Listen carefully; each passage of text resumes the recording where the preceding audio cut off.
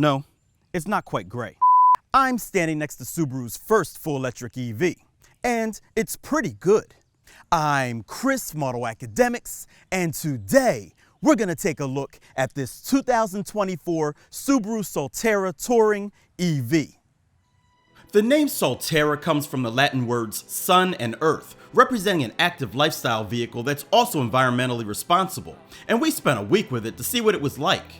So allow me to present this 2024 Harbor Mist Gray Pearl and Galactic Black Subaru Solterra Touring EV. Standard features include multi-beam LED headlights, daytime running lights, fog lights, and tail lights. Galactic Black power folding exterior mirrors with LED turn signals, roof rails with fixed roof rack mounting points, 20-inch alloy wheels wrapped in 235/50 series Bridgestone Turanza EL450 all-season tires, split roof spoiler, rear ducktail spoiler, 120-volt battery charging cable, symmetrical all-wheel drive, and power back door.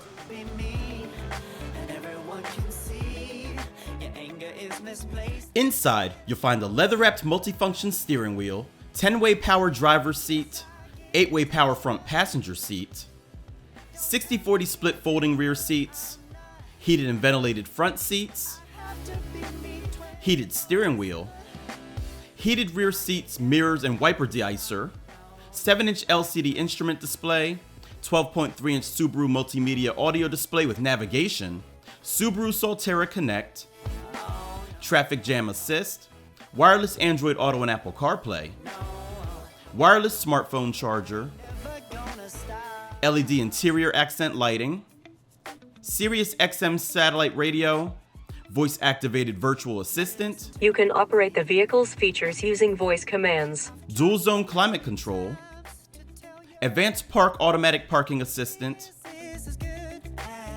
panoramic view monitor, parking assist, StarTex trimmed upholstery, dual function X mode with grip control,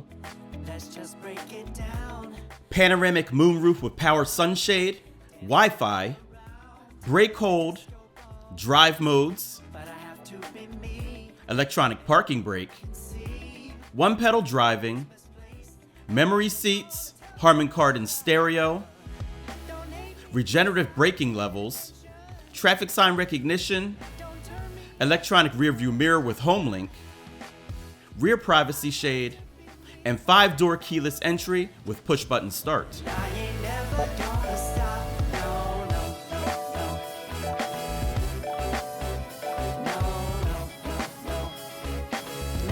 Safety features include dynamic radar cruise control with lane tracing assist, parking support brake system with pedestrian detection, safe exit assist, emergency driver stop system, advanced frontal airbag system, driver and front passenger knee airbag, curtain shield airbags with rollover sensor, front seat side airbags, flat tire repair kit, front cross traffic alert, auto high beam, rear seat reminder, eyesight driver assist, road sign assistance, lane keep assist, and blind spot monitor with rear cross traffic alert. Options include the all-weather floor liners for $187 and the cargo tray for $141, give you a total M.S.R.P. of $54,558.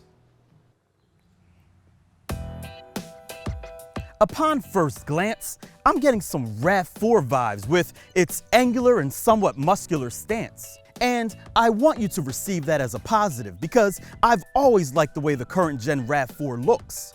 It's more Subaru too, with 8.3 inches of ground clearance. Add in short front and rear overhangs, and the Solterra should be able to take you a few more places than other EVs in its class.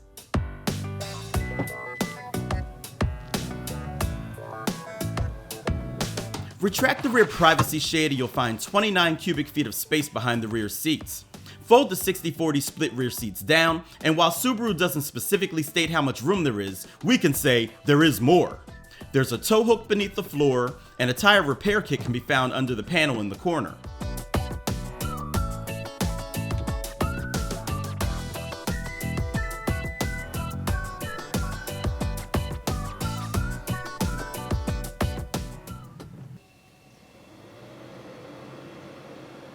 Powering this EV are dual 80 kilowatt motors front and rear that make 215 horsepower and 249 pound-feet of torque. A 72.8 kilowatt hour lithium ion battery provides the juice, and a single ratio reduction transmission sends it to all four wheels. The Solterra can charge to 80% in about 56 minutes using a commercial level 3 DC fast charger, and takes 9 hours to get to 100% using level 2. Level 1 to 100% takes 50 hours.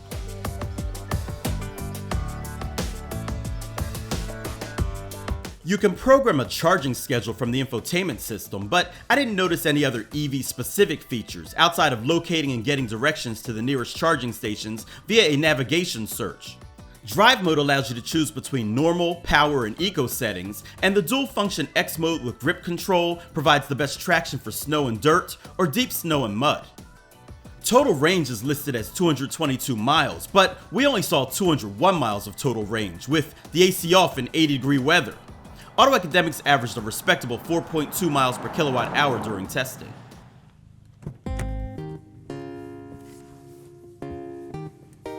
The back seat is very comfortable with decent room for three thanks to the almost flat floor. And legroom? Well, that's fantastic, and headroom's pretty good too. The seat backs recline and they're heated, plus you get AC vents, USB-C charge ports, and plenty of cup and bottle holders.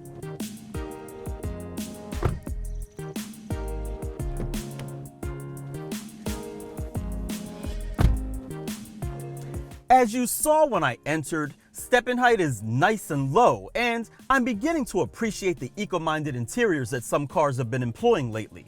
And this Solterra is no exception with its fabric dash covering. Plus, it must minimize glare too.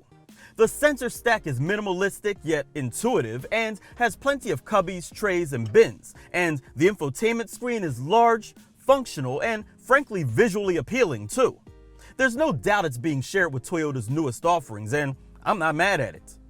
The seats are comfortable and supportive, and the Squircle steering wheel couldn't be more square if it were enrolled at a 1940s Catholic school. While I prefer a dial for the radio volume, the toggle switch on the steering wheel will suffice, and the audio quality of this Harman Kardon stereo is fine. Also, strangely enough, while the dash is rather deep, there's no traditional glove box provided. You have to use the center console for that. So, now that we've addressed all of that, it's time to take it out and see how it drives.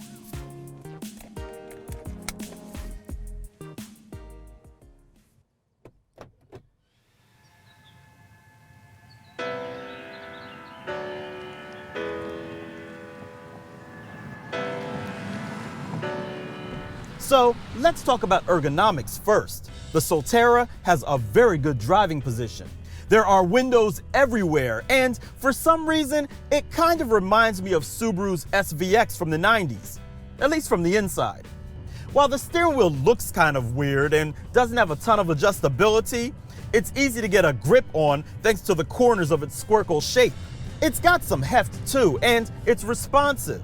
Although you can feel the weight of this vehicle as understeer is notably and audibly pronounced thanks in part to the tires. The suspension has nice bump absorption too, even if it's slightly firm, but overall it's a very comfortable experience. Plus, around town, drivability is good thanks to its small turning radius. Now, there's a bit more wind up there and road noise back there than I might have expected, but it's not annoying by any means. It's just noticeable when compared to other EVs.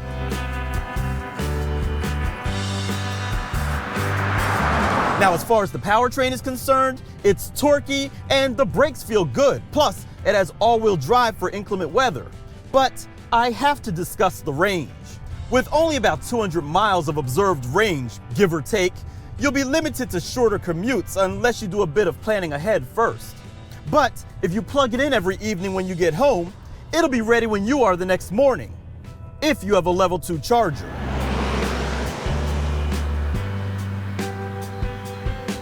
The LED lights are really bright, but I did notice that they don't shine quite as far as in other cars, encouraging me to use my high beams more on really dark roads. Now, because this is a Subaru, safety tech is aplenty. And while it does chime non-stop inside the car while you're in reverse, which is totally annoying, as well as likes to notify me of my alleged inattentiveness, it does the latter in a much more subtle way than other cars in the lineup. And that's something I can appreciate. Also, all the other safety systems remain in their lane. No pun intended. So I have no problem keeping them on. In fact, it will automatically brake for you when the car in front of you does, without having adaptive cruise on. It works well, and it's honestly a nice feature to have. It also has some of the best cameras I've experienced on the market. So to sum things up, while it's not perfect, this Solterra drives well, and I like it.